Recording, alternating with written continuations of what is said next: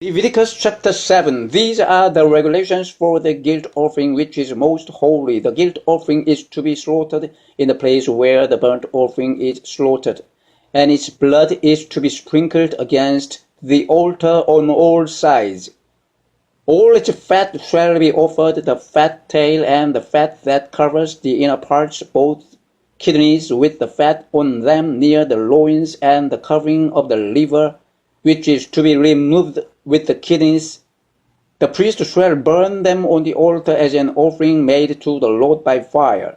It is a guilt offering. Any male in a priest's family may eat it, but it must be eaten in a holy place. It is most holy. The same law applies to both the sin offering and the guilt offering.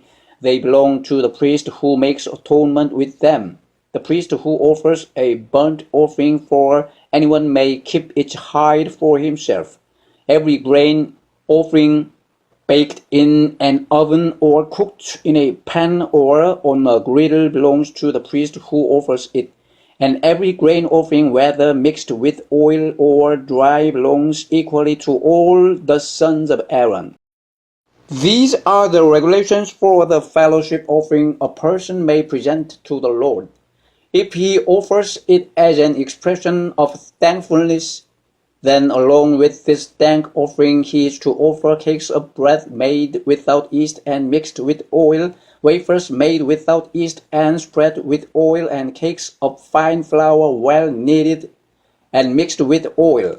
Along with his fellowship offering of thanksgiving, he is to present an offering with cakes of bread made with yeast. He is to bring one of each kind as an offering or contribution to the Lord. It belongs to the priest who sprinkles the blood of the fellowship offerings. The meat of his fellowship offering of thanksgiving must be eaten on the day it is offered. He must leave none of it till morning. If, however, his offering is the result of a vow or is a freewill offering, the sacrifice shall be eaten on the day he offers it. But anything left over may be eaten on the next day. Any meat of the sacrifice left over till the third day must be burned up. If any meat of the fellowship offering is eaten on the third day, it will not be accepted. It will not be credited to the one who offered it, for it is impure. The person who eats any of it will be held responsible. Meat that touches anything ceremonially unclean must not be eaten. It must be burned up. As for other meat, anyone ceremonially clean may eat it. But if anyone who is unclean eats any meat of the fellowship offering belonging to the Lord, that person must be cut off from his people. If anyone touches something unclean, whether human uncleanness or an unclean animal or any unclean detestable thing, and then eats any of the meat of the fellowship offering belonging to the Lord, that person must be cut off from his people.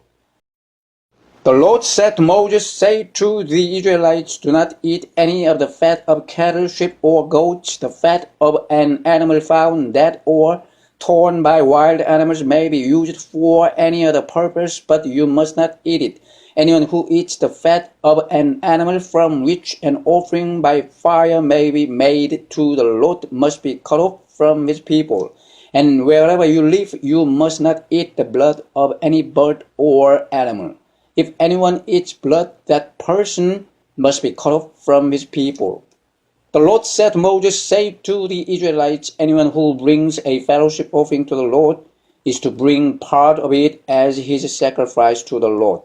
With his own hands he is to bring the offering made to the Lord by fire. He is to bring the fat together with the breast and wave the breast before the Lord as a wave offering. The priest shall burn the fat on the altar, but the breast belongs to Aaron and his sons. You are to give the right thigh of your fellowship offerings to the priest as a contribution. The son of Aaron who offers the blood and the fat of the fellowship offering shall have the right thigh as his share. From the fellowship offerings of the Israelites I have taken the breast that is waved and the thigh that is presented, and have given them to